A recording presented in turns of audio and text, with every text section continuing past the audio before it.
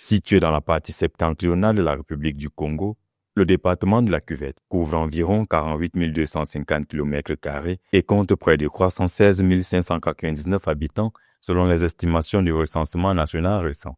Son chef-lieu est Ouando, tandis que plusieurs centres urbains structurent le territoire, notamment Oyo, Makwa ou Mosaka. Avec une densité moyenne d'environ 6,5 habitants par km², la Cuvette demeure l'un des espaces les moins densément peuplés du pays. Dans la ville de Ouando, les travaux récents sur les infrastructures urbaines témoignent d'un développement significatif. Pour la ville de Ouando, 1000 mètres linéaires de voirie ont pavé, 2037 mètres linéaires de voirie ont grave latéritique compacté, 2821 mètres linéaires de caniveaux d'eau, toutes sections confondues, 2447 mètres linéaires de reprofilage des exutoires naturels.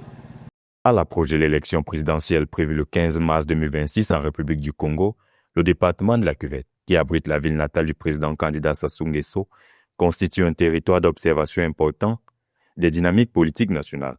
Comme dans de nombreuses régions rurales du pays, les enjeux portent sur l'amélioration des infrastructures, l'accès aux services publics et la valorisation des ressources locales.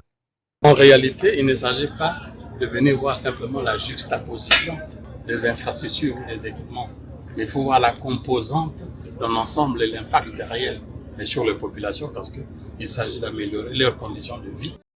Le département de la Cuvette comprend plusieurs districts dont Ouando, Bunji, Makwa, Ntoku, Oyo et Lukolela et repose sur une économie centrée sur l'agriculture, la pêche fluviale et l'exploitation forestière. Ces cours d'eau et zones marécageuses structurent l'occupation du territoire. La découverte récente des ressources pétrolières onshore avec un potentiel de plusieurs milliers de barils par jour offre de nouvelles perspectives économiques dans un contexte électoral marqué par la candidature du président sortant et la mobilisation politique.